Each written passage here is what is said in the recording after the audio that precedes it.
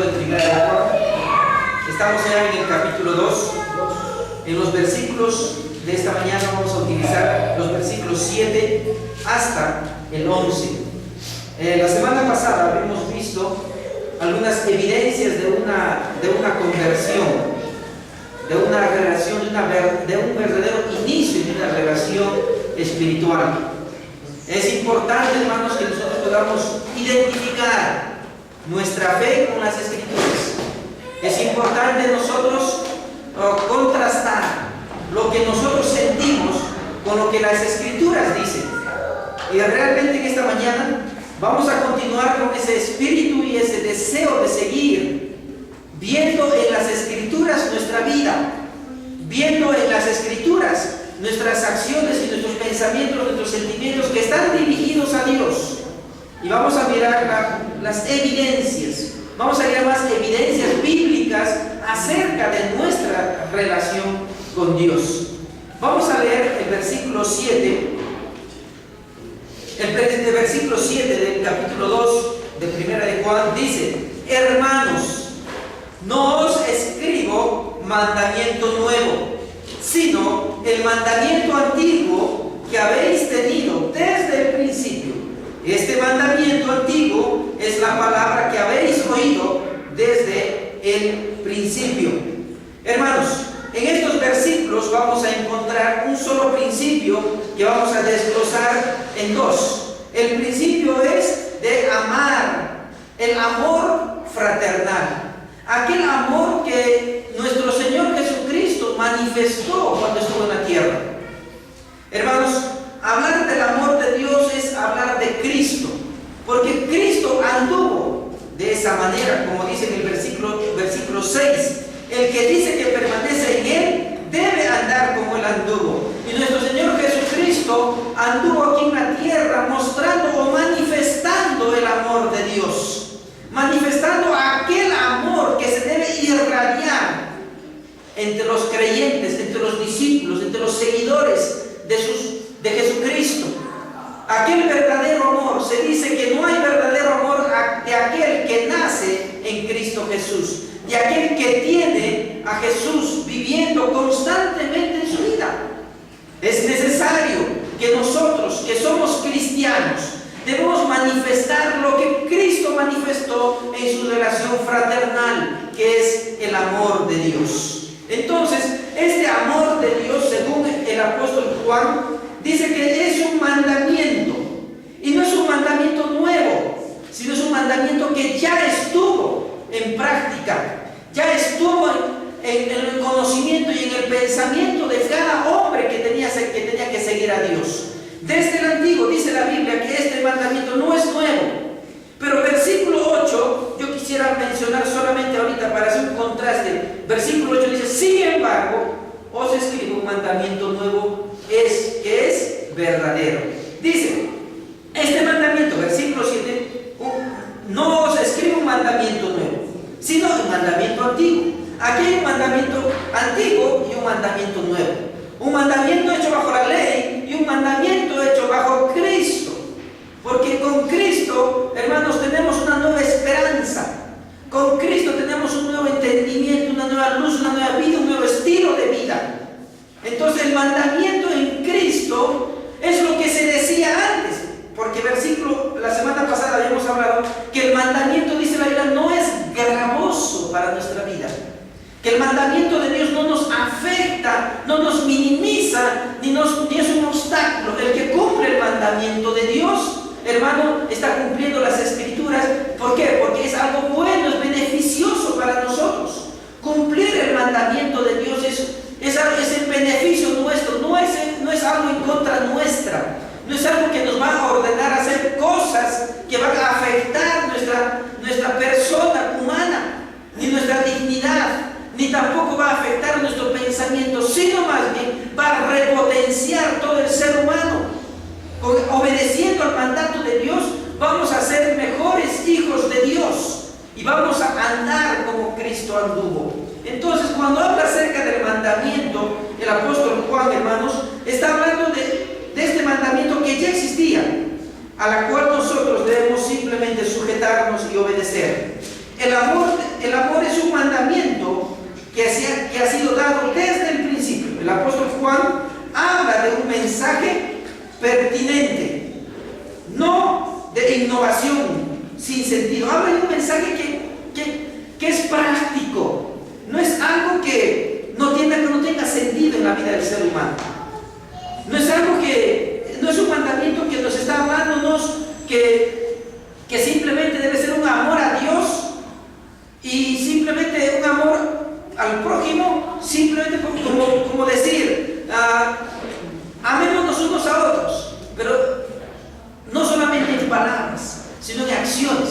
Volvemos a decir, Santiago también tenía este pensamiento: un amor a Dios sin práctica, o una fe a Dios sin práctica, pues es una fe muerta.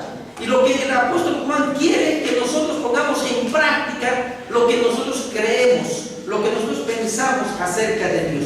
El versículo está hablando de un mandamiento antiguo, pero que tiene un principio en Dios. El versículo 8 habla de un nuevo mandamiento, pero que tiene un principio en Cristo Jesús. Porque el mandamiento al cual se refiere, tanto el antiguo como el nuevo, está puesta en Dios. Tanto el antiguo mandamiento como dice el nuevo está puesta en Dios, redunda en Dios, no se sale de la presencia de Dios. Vamos a mirar en el mismo capítulo, en el capítulo 3, versículo 11, dice: porque este es el mensaje que habéis oído desde el principio, que nos amemos unos a otros. Es un mandamiento desde el principio. O sea, no es un mandamiento que se está acuñándose. El amor al prójimo no es un mandamiento que se acuña, que está simplemente fortaleciendo. No, es un mandamiento que se ha dado desde el principio y que se debió practicar. Pero cuando con Cristo Jesús tuvo un mayor sentido, esto tomó un renombre, porque Cristo en toda su vida, desde su nacimiento, desde su anunciación, manifestaba el amor de Dios que se debe manifestar a la gente con un amor fraternal. Mira lo que es el capítulo 4 del mismo libro, versículo 21. Capítulo 4, versículo 21. Y nosotros, dice, no tenemos este mandamiento de Él, porque de Él, el que ama a Dios, ame también a su hermano. El que ama a Dios, ame también a su hermano. Entonces, el amor a Dios, el amor de Dios se refleja en un amor fraternal. No queremos en esta mañana salir de aquí y decir, tenemos un amor más que a Dios al prójimo. El énfasis no es eso, es un amor a Dios, y ese amor a Dios se va a reflejar en un amor fraternal.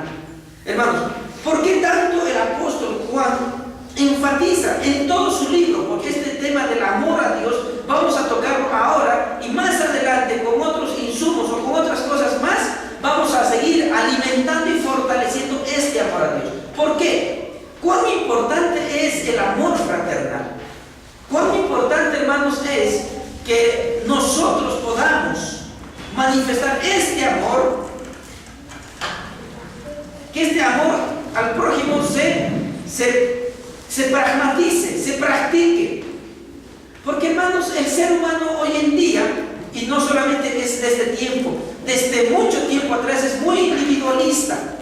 El ser humano es un ser muy, esto que llaman, muy egocéntrico, todo lo quiere para sí, todo lo obtiene con toda su ganancia, con todo lo quiere atraer para sí mismo. Esta es una forma de vida pecaminosa que Satanás ha puesto en el corazón de los hombres. Si solamente miremos a nuestros niños desde muy pequeños, donde manifiestan un egocentrismo bastante natural, y esto, hermanos, tiene que ser transformado por el poder de Dios. Esto tiene que ser limpiado por la palabra de Dios, porque esto es pecaminoso, porque desde muy pequeños esto se va alimentando, y el mundo alimenta este pecado y estimula a que el hombre, que el ser humano, sea muy individualista, muy egocéntrico, aún siendo adultos. Y si somos cristianos, hermanos, este mal sentimiento de individualizar, de tener todo para nosotros, pues hermano, tiene que ser erradicado por la palabra de Dios. El texto viene desde mucho más antes. Por eso, hermano, esta práctica del amor fraternal, hermano, era un pecado desde antes, en el Antiguo Testamento. Ya había esta mala práctica de no amar a su prójimo.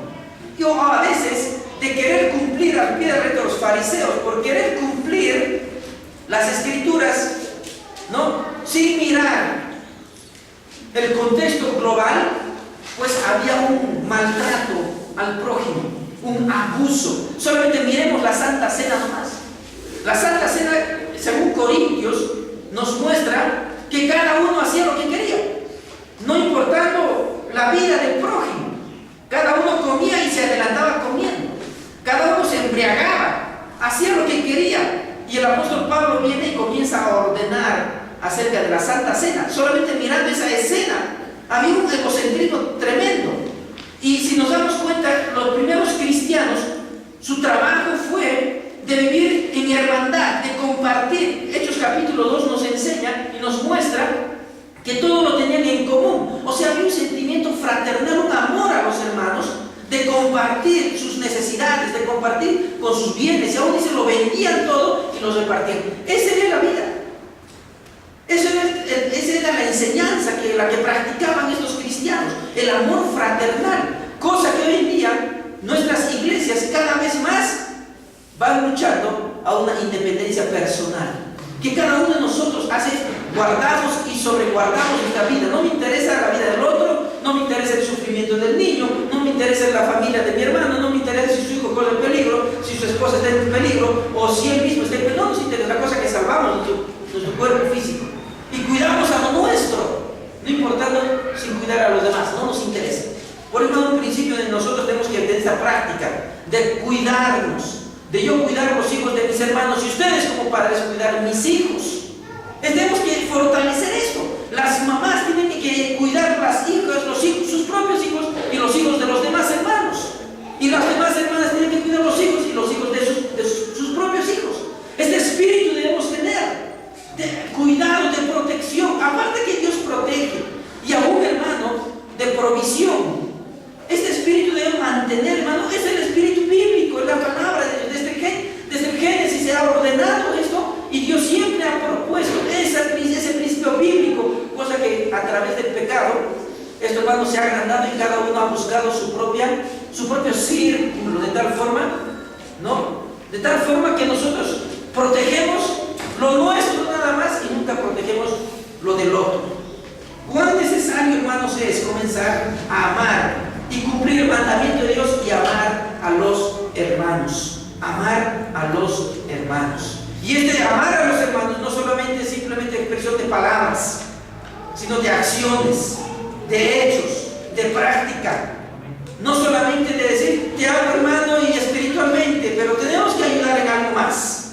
Y creo que este es el espíritu de iglesia, de comunidad, de vivir en familia. Por eso tenemos un solo Padre, por eso tenemos un solo Espíritu, un solo Dios, una sola palabra. Hermano, eso nos tiene que unificar a nosotros y fortalecer nuestra comunidad, nuestra comunión en Cristo Jesús, porque ese es el verdadero amor de Dios. Ese es el verdadero amor de Dios que tenemos que estimularnos cada uno de nosotros. Y vuelvo a decir, este es un mensaje, esto es un mandamiento antiguo, no es algo nuevo, hermanos. En Jesucristo, vuelvo a decir, esto se refortalece, esto se tomó una forma, tomó un nivel mucho más amplio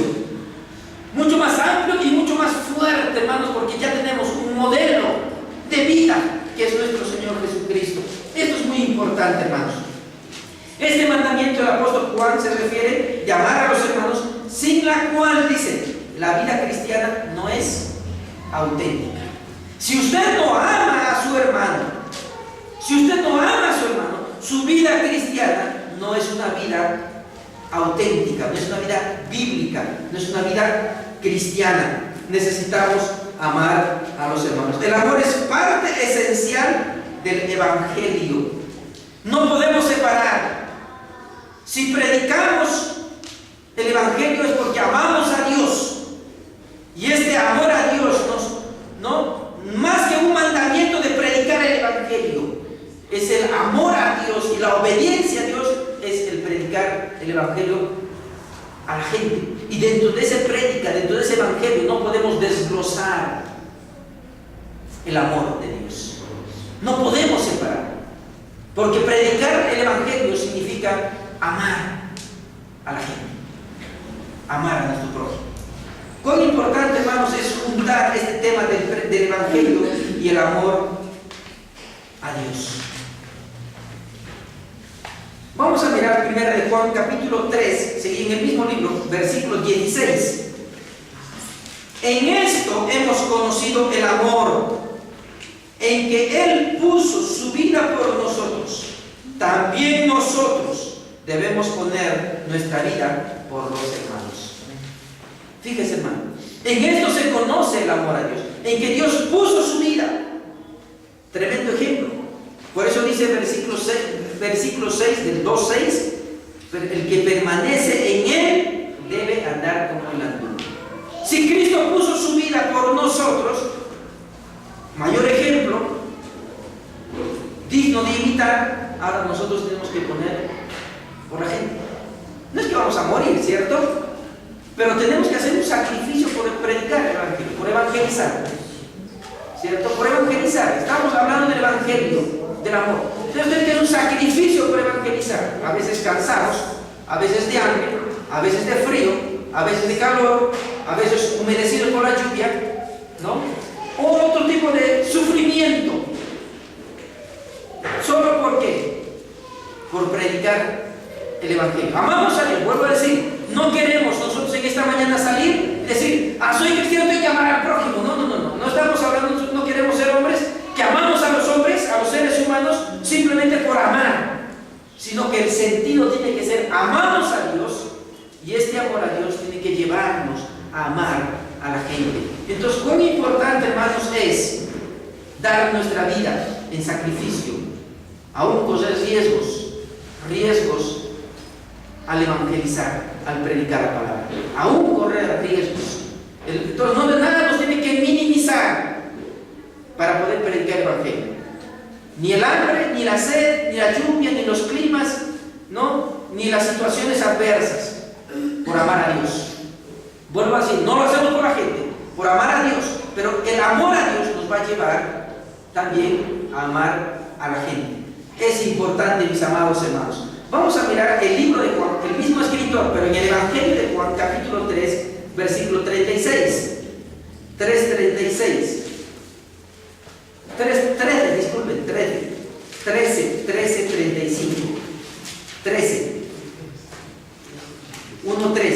13:35 dice: en esto conocerán todos que sois mis discípulos, si tuvierais amor unos con los otros. ¿Cuál era lo que les identificaba como discípulos de Cristo?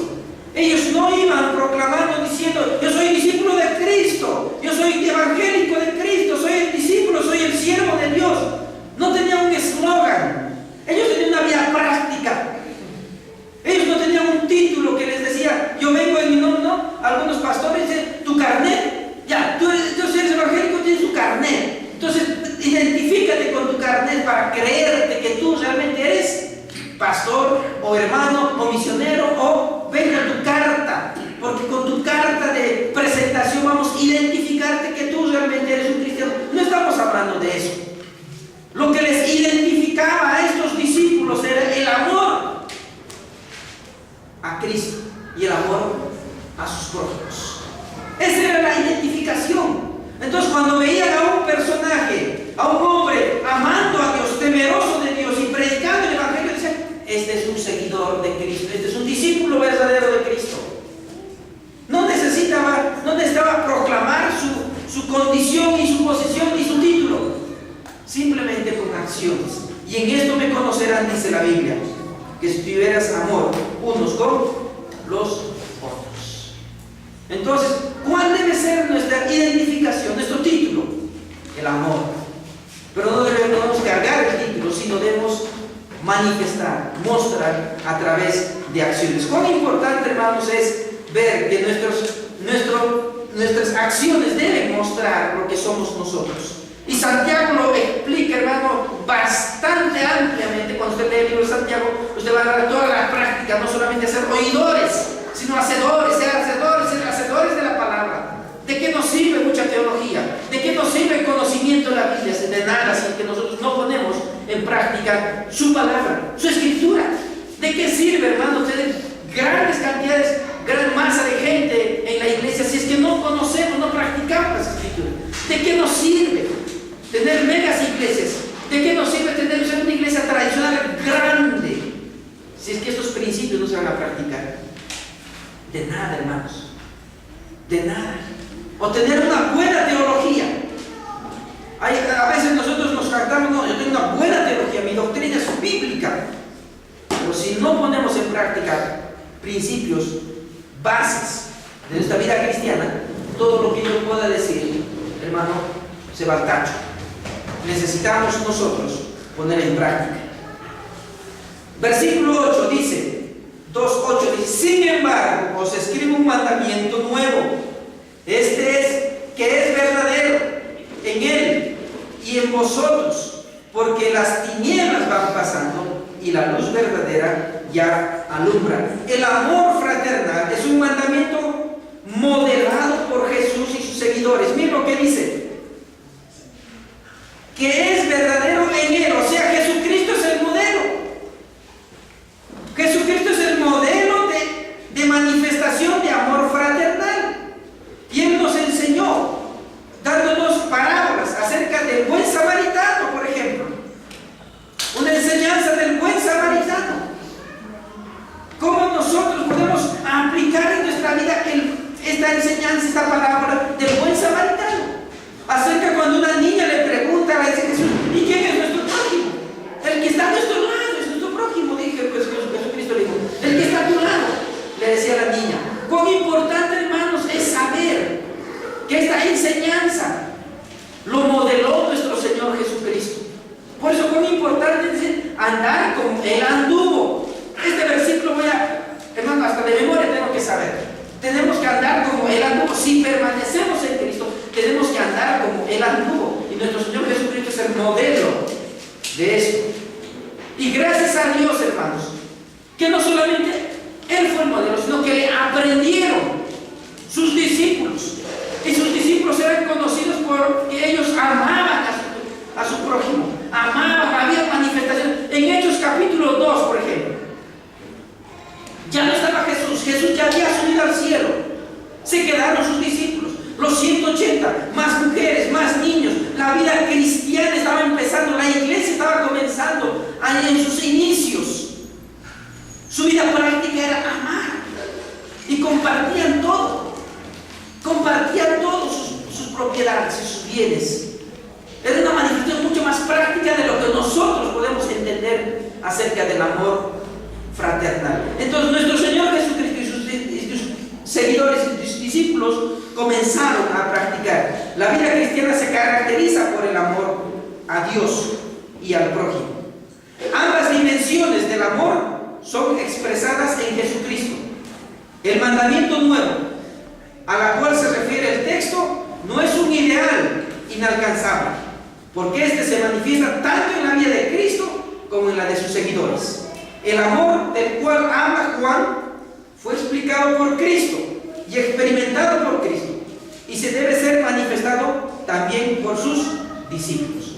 Qué importante, hermanos, es que nosotros miremos a Cristo e imitemos su vida. Mis pasos os dejo, Él dijo, mis pasos os doy, no como el mundo las da, sino como Jesucristo los dio. Él ya nos enmarcó, Él ya nos puso las rieles, Él ya pisó, solamente nos toca caminar en sus pisadas. No es difícil, mis amados hermanos, no es algo inalcanzable. ¿Cuán difícil para mí amar a mi prójimo? No es difícil, es fácil. Si Jesucristo lo hizo, sus discípulos lo hizo, los creyentes, los primeros creyentes lo hicieron, los mártires lo hicieron.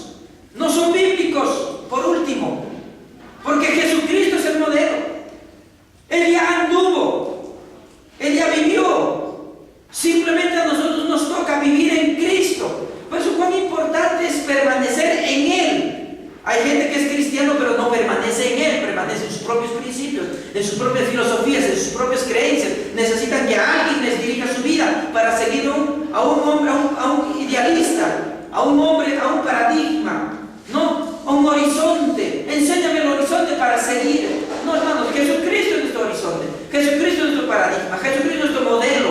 En Él hay que seguir, en Él hay que vivir nuestra vida cristiana. Ya no hay más modelos, no podemos buscar, no hay metodología, no hay nada. Es Cristo Jesús. Entonces, mis amados hermanos, necesitamos mirar lo que dicen las Escrituras. Pero es importante lo que dice aquí el texto. Y en vosotros, porque las tinieblas van pasando y la luz verdadera ya alumbra. Hermanos, realmente ha habido un tiempo del oscurantismo, donde la gente andaba en desórdenes. Había un tiempo donde quizás no había una luz que nos alumbraba en nuestra vida. Había un tiempo donde andábamos, hermano, como dice en el libro de los Jueces. Cada uno andábamos como bien nos parecía, en desórdenes. Cada uno hacía lo que quería. Antes, cuando Cristo no alumbró mi vida, pues andaba también en desórdenes. Cada uno de nosotros andábamos bajo nuestro pensamiento. Quizás alguien diría, pero yo nunca he sido malo, nunca he sido perverso, nunca he sido un hombre dañino, perjudicial a la gente. No. Pero hermanos, el mayor pecado era no reconocer a Cristo como nuestro Señor y autor de nuestra vida. Habremos sido bastante hombres eticosos, moralistas, filosóficos, que andábamos bajo moral, bajo ética, pero no teníamos a Cristo. Cristo, solo la luz de Dios no nos había alumbrado. No teníamos el entendimiento abierto para las palabras de Dios. Teníamos el entendimiento entenebrecido, ajenos de la vida de Dios. Éramos buenos, quizás, según nuestra apariencia, según las normas, la ética. Éramos buenos, amables, bondadosos, pero no teníamos a Cristo, no miramos a Dios como el autor y consumador de nuestra fe. Si solamente mirábamos a Cristo como el bueno, mirábamos a Dios como el Papá Noel, miramos a Dios como el que nos tiene que proveer y nos tiene que dar. Y cada acción buena que yo haga en la vida, miraba a Cristo, miraba a Dios y decía, gracias Dios porque tú me has dado palabras, ideas bonitas, frases bonitas, acciones bonitas, he hecho una bondad, he hecho una amabilidad a alguien, he dado algo. Gracias Señor porque tú has hecho por mí eso. Simplemente todo redundaba en ti, nada en Dios. Éramos buenos quizás, pero vivíamos ajenos de la vida de Dios. Entonces, mi amado hermano, cuán necesario es que nosotros podamos mirar, porque las tinieblas van pasando. Eso esperamos que pasen en nosotros las tinieblas, porque todavía hasta ahora, siendo seres humanos pecadores, todavía tenemos algunas actitudes que nos llevan a un egocentrismo personal. Cuidamos a nuestros hijos como si fuesen lo máximo para nuestra vida. Yo soy padre, ustedes son padres. ¿Necesitamos cuidar a nuestros hijos? Sí. Pero si suceden cosas aparte del cuidado nuestro, pues tienen que suceder. Hay padres que invierten grandes cantidades de dinero en sus hijos y grandes esfuerzos que te desubican de tu adoración a Dios a ser un padre que solamente tus ojos están puestos en tus hijos, en tu esposa, en tu esposo, en tus cosas materiales. ¿Y Dios dónde está? Aquí hay un pueblo que tiene una costumbre un poco, no es un poco, es malísimo. Y dice, ¿no? Más amo a mi mujer, más amo a mi caballo que a mi mujer. Más amo las cosas materiales que a Dios. ¿No? Más aman las cosas terrenales que a Dios. Entonces no podemos estar en esa condición, ¿cierto? Nuestros hijos son nuestros hijos. ¿No? Si viven, gloria a Dios. Y si mueren, gloria a Dios. Nuestras esposas, nuestra propia vida. El apóstol Pablo ni aún su propia vida decía que yo amo mucho mi vida. No. Él dice, si muero, muero para Cristo. Y si vivo, vivo para Cristo. No sé ni qué escoger yo. Porque para mí el vivir es Cristo y el morir es ganancia. Entonces, ¿se da cuenta, hermano? Ni aún nuestra propia vida, que quizás sea lo más valioso, debe ser algo que debe, pues, llevarnos a una adoración. Tengamos mucho cuidado los que somos padres. Tengamos mucho cuidado porque somos mamás. Dios debe ser el primer lugar. Dios debe ser la manifestación de amor y a cuidar a nuestros hijos. Sí, es verdad, cuidar a nuestros hijos, pero primero es Dios. Entonces, algunos pensamientos todavía que nos lleva a ser bastante egocéntricos en nuestra vida. Necesitamos eso limpiar con la palabra de Dios. Necesitamos limpiar, porque las tinieblas deben estar pasando. Y cada vez más debemos tener un entendimiento más de la luz de Dios.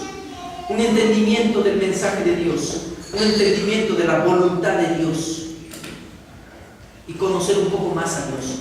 Y mirar cada vez más a Dios que a nuestros propios familiares o hijos o hijas o esposas o cosas materiales. Más a Dios. Porque las tinieblas, eso quiere decir que en proceso vamos aprendiendo a vivir en Dios. Hay un proceso que poco a poco, cuando uno conoce y entiende el mensaje de Dios, todavía tiene muchos errores en su propia vida, muchos pecados que poco a poco va pasando la oscuridad, va pasando lo material hasta llegar a un campo espiritual.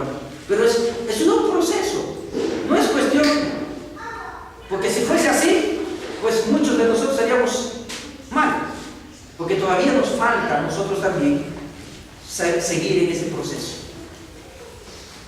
No, si fuese así, si fuese instantáneo, muchos de nosotros no estaríamos viviendo una vida cristiana verdadera. Todo es todo un proceso, mis amados hermanos. Necesitamos mirar lo que dicen las Escrituras. La luz verdadera, pero que sea verdadera, interesante. No solamente dice la luz que alumbrará, sino que la luz verdadera.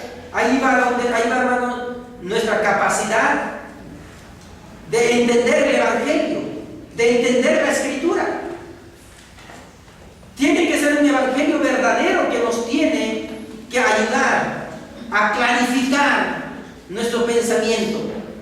Tiene que ser un Evangelio bíblico, porque dice Pablo que hay otro Evangelio que nos lleva cautivos, esclavos, de haber salido de la esclavitud del pecado a la esclavitud de la iglesia, a la esclavitud del pastor, a la esclavitud de los ancianos, ¿no? Y que nosotros manejamos los hilos como títeres, ¿no? De las personas.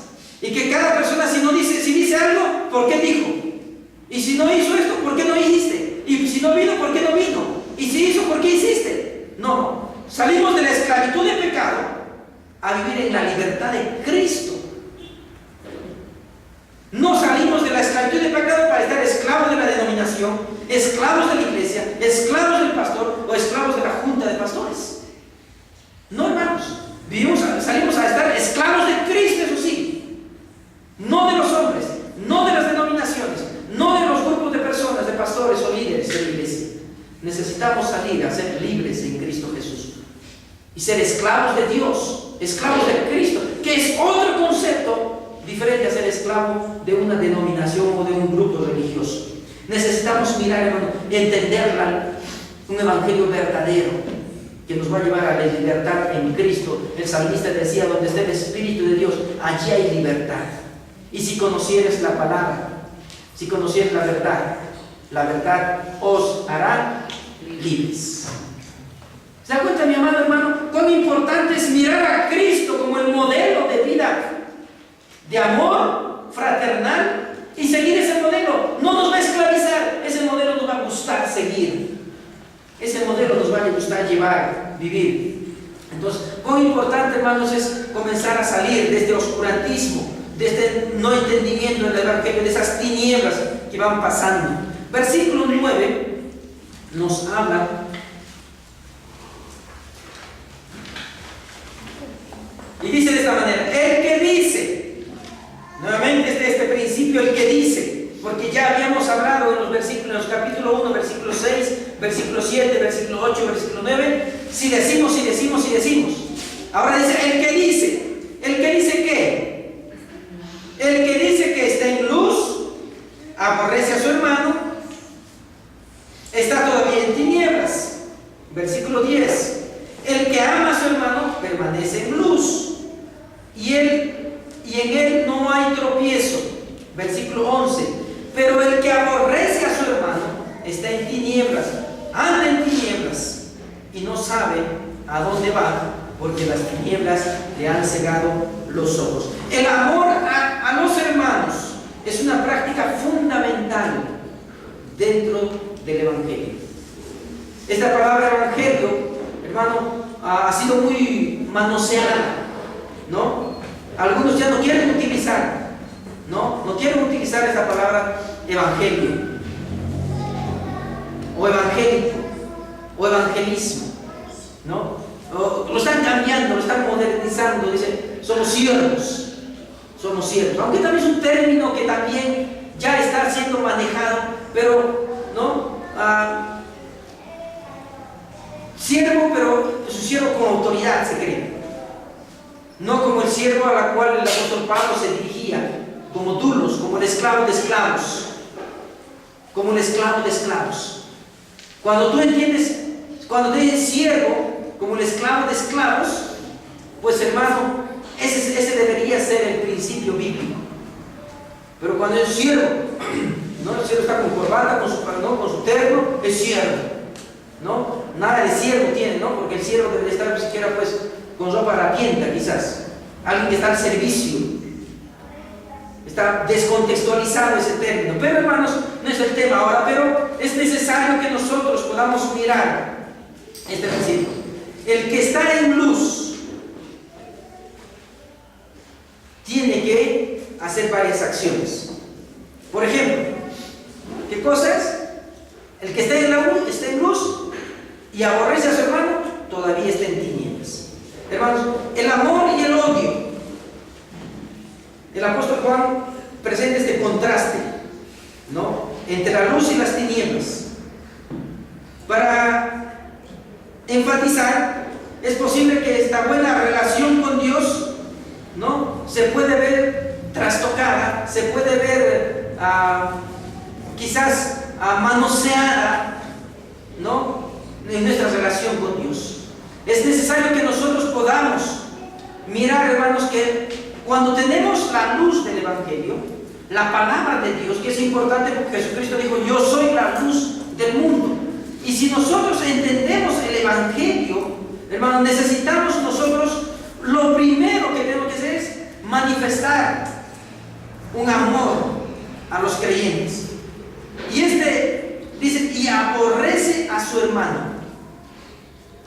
Esta era una práctica bastante difícil de romper en la vida de los creyentes a las cuales el apóstol Juan se dirigía. Recuerden, esta carta está dirigida a todas las iglesias de Asia Menor en los años 80, 90, donde había mucho odio frente a los patrones, frente a los abusadores. La iglesia estaba sufriendo de tal manera que en la misma iglesia estaban los abusadores, que también eran creyentes supuestamente, y también estaban los hermanos. Y había una rivalidad entre los creyentes y algunos hermanos que también eran creyentes, que eran con autoridad. Y había una dificultad de relación, y había un sentimiento de los hermanos, los que eran esclavos en ese entonces, ¿no? Los que estaban por debajo, de aborrecer a Dios. ¿Por qué vienen esos? Vienen a nuestro culto. No había una dificultad, la iglesia no era homogénea en su formación. No todos eran una sola condición, había varias condiciones y había gente que trataba mal a los hermanos, a los siervos. Y ese era un problema, un conflicto. Y el apóstol Juan, sabiendo de esto, les escribe tanto a los que están por debajo y tanto para los amos.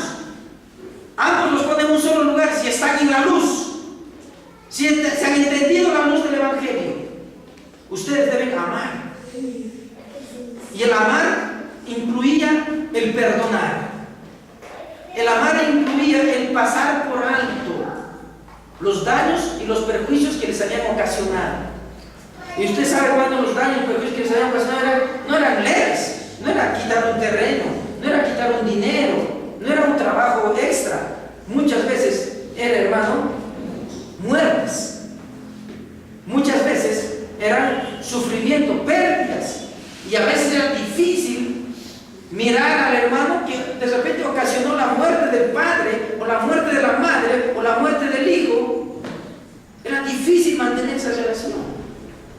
Lógicamente hoy en día, nuestra congregación no está mirando a los hermanos como para aborrecerlos, porque para que tú aborrezcas era necesario que el acontecimiento era grande, era un acontecimiento quizás dañino, perjudicial a tu propia vida. Pero a veces nosotros miramos hoy en día con cierto sentimiento. ¿Qué pasaría, hermano, si entra ahorita un homosexual? ¿Cuál sería el concepto nuestro frente a ese homosexual? O un drogadicto, o un borracho, o alguien que causa mucho daño, un ladrón, un asesino. ¿Qué sentimiento tendríamos? Habría un sentimiento de malestar. Y eso es lo que queremos eliminar, que tenemos que mirar a la persona, no lo que está expresando, sino mirar a la persona como parte de la creación de Dios. No mirar la apariencia, no mirar lo que está manifestando, sino mirar a la persona en su integridad. Lógicamente, vuelvo a decir, aquí no vamos a aborrecer a alguien porque no hay personas que nos han hecho mucho daño. Pero hay personas que bajo el contexto social están considerados como peores personas: homosexuales, prostitutas, borrachos, alcohólicos, ladrones, estafadores, asesinos, violadores, a quienes tenemos que mirar quitando esa máscara pecaminosa, mirar a la persona como tal. Nos va a costar seguramente para muchos de nosotros, pero tenemos que mirar así. Entonces, no tenemos que aborrecer. Si estamos en la luz, tenemos que amarlos, más allá de lo que expresa su exterioridad. A eso está refiriéndose el apóstol Juan al decir: si es que estás en la luz, no debes aborrecer. Pero acá dice a su hermano. Es que en esa época había esos problemas. Esos problemas había. Si usted llega en Lima, iglesias, hermano, donde trabajan con homosexuales. Yo he ido alguna vez a unas reuniones a una iglesia donde trabajan con homosexuales, y el que trabaja es un pastor que también salió de la homosexualidad. Cuando yo llegué a ese grupo por primera vez hace muchos años atrás, yo me sentía medio raro. No, había un sentimiento que siempre me cuidaba, ¿no? De repente tenía sida, de repente se ha infectado con algún virus, algún mal, porque ha salido de esa vida de perdición. Y a veces llegaban a la iglesia gente de esa condición, y había siempre ese sentimiento de cuidado. Lógicamente estaba mal, no debía haber tenido ese sentimiento. Si estaba en la luz, no tenía que tener ese sentimiento, pero había ese sentimiento. Necesitamos erradicar de nuestra mente esos sentimientos frente a este grupo de personas que andan en pecados. Entonces, mis amados hermanos, a ese está refiriéndose, de no aborrecerlos, de no desestimar a esta gente, sino amarlos. Dice: si tú estás en esa acción, dice la Biblia, que también estás en esa misma condición de pecador. ¿Por qué? Porque no entendiste el evangelio de Dios. No entendiste el evangelio de Dios. Jesucristo fue acusado por los fariseos ¿de qué? De comer con quiénes, ¿no? Ladrones, prostitutas y gente perversa, pecadora. Así fue acusado Jesucristo. Pero como Jesucristo es nuestro modelo de vida, ¿no? Él supo cómo vivir y convivir con esa gente. Tenemos que hacer así también, hermanos. No podemos desestimar. No es que tampoco nos vamos a ir ante las prostitutas o ante los drogadictos y hacernos como ellos para entenderlo. Tampoco ese es un extremo. Pero tampoco es otro extremo de separarnos de esa gente y decir: pues yo no me junto con ellos porque me pueden contagiar. ¿Me entienden? No es inmiscuirse en sus labores, pero tampoco es alejarse, sino es aprender a convivir y predicarles el evangelio de amor. Quizás haya un salvo ahí, no lo sabemos, pero es el trabajo, esa es la labor. Versículo 10 dice, el que ama a su hermano permanece en la luz y en él no hay tropiezo. El que ama a su hermano, el que ama a su hermano. El amor a los hermanos es una evidencia de que el creyente anda en el camino de la luz. Si tú amas a tus hermanos, realmente ese es un fruto, es una evidencia.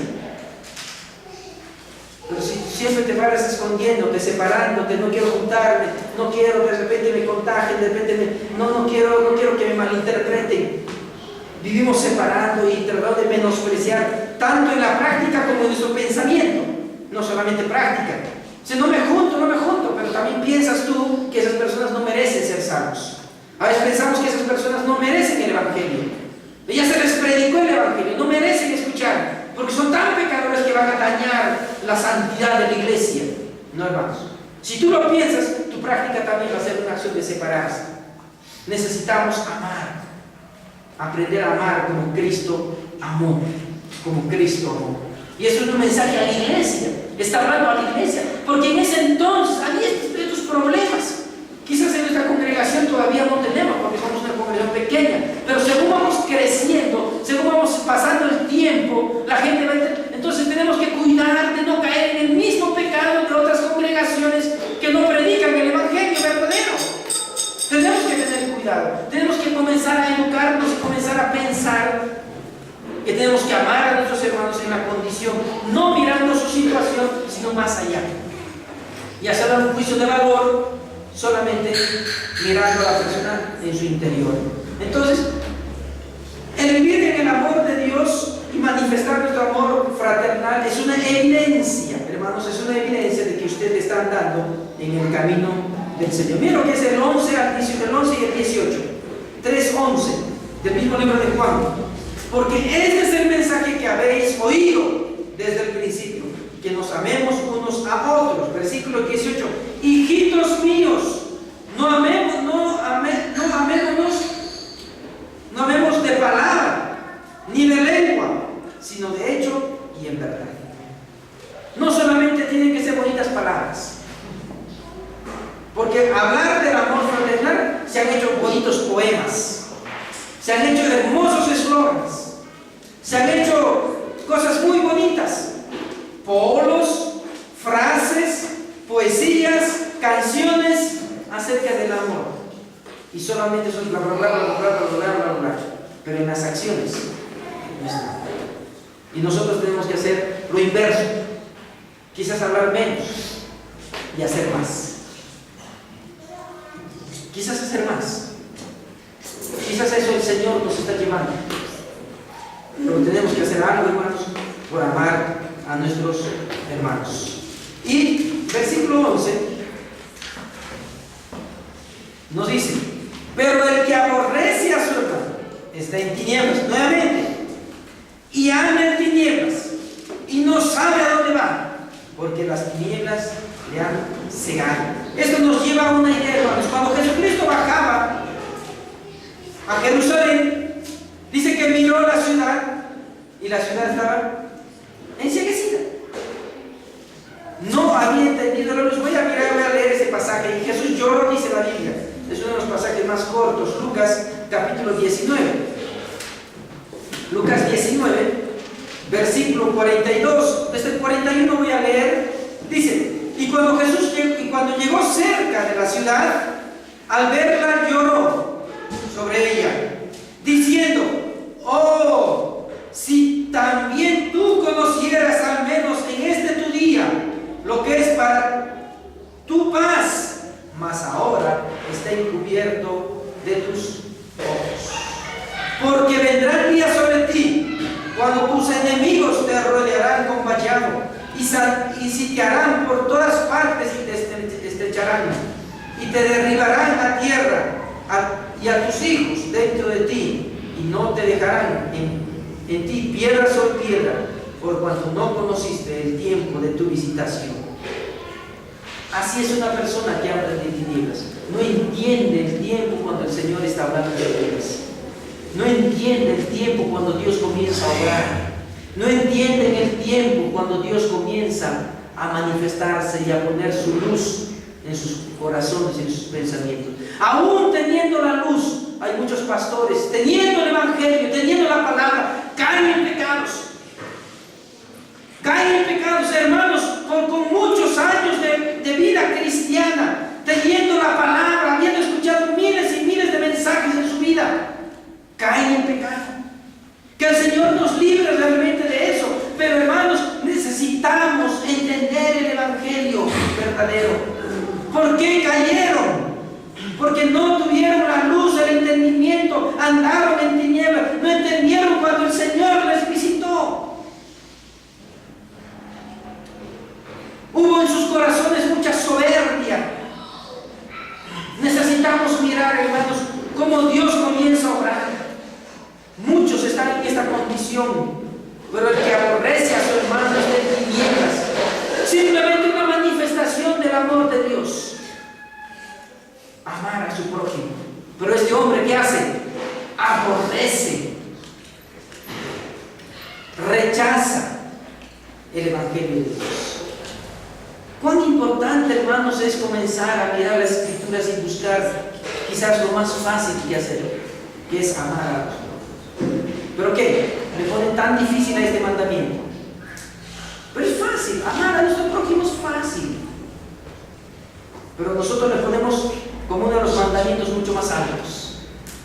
Más fácil es orar, más fácil leer, más fácil es congregarse.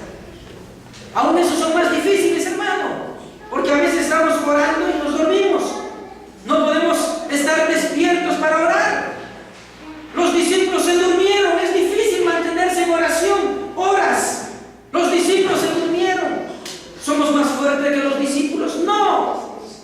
Escudriñar las Escrituras, hermano, nos cuesta, porque demanda tiempo, demanda trabajo, demanda revisar libros, demanda revisar la historia, demanda revisar el contexto bíblico. Es un trabajo duro. Pero algunos dicen, no, yo estoy leyendo la Biblia, yo estoy escudriñando la Biblia. No está escudriñando conforme a las Escrituras. Demanda tiempo, hermanos. Venir a la iglesia es trabajoso, porque debo dejar mi deporte, debo dejar mi casa, debo alistarme desde temprano, prepararme. Es difícil. Lo más fácil es amar al prójimo, pero lo ponemos como un mandamiento sublime, alto, difícil de cumplir. ¿Por qué? Porque no nos gusta, como dice, si alguno quiere seguir en pos de mí, nieguese a sí mismo. No nos gusta negarnos a nosotros mismos. Por eso no amamos a nuestro prójimo, porque no nos gusta negarnos a nosotros mismos. Hermanos míos, este mandamiento de amar a nuestro prójimo es fácil. Jesucristo ya nos lo dejó. Jesucristo es el modelo para nosotros. Pero cuán importante, hermanos, es vivir en esta palabra. Si nosotros no amamos a nuestro Dios, vamos a tener consecuencias muy terribles. Vamos a vivir en la oscuridad. Vamos a andar sin un rumbo en este mundo. No vamos a tener un horizonte donde seguir. Porque dice, no sabe a dónde va. ¿Cómo es un hombre que no sabe a dónde va? Un hombre que no sabe a dónde va. Dice, si tú no amas a tu prójimo, no sabes a dónde vas. Si tú aborreces a tu prójimo, no sabes cuál es tu dirección, a dónde voy a seguir. Y equivocadamente sigues a hombres, sigues principios filosóficos, sigues principios humanos, porque estás sin horizonte. Si tú aborreces, si tú no amas a tu prójimo y aborreces, no tienes un horizonte. Estás bien en la oscuridad, no tienes la luz de Dios. Y como no tienes la luz de Dios, no puedes tú entender a otro hermano que ama a su prójimo. Te incomoda que el otro hermano se preocupe por el otro. ¿Y por qué se preocupa con el otro? Seguramente algo quedará con él. Por eso se preocupa, por eso lo visita, por eso está pensando en él, por eso está orando. Algo quiere. Es que el pecador siempre piensa en su propia condición. ¿Por qué? Porque aborrece, está en la oscuridad, no entiende que una iglesia predique el Evangelio. ¿Y por qué predica? ¿Por qué predica? ¿Por qué salen a evangelizar? Siempre estamos observando y mirando negativamente lo que hace una iglesia que está queriendo obedecer a Dios.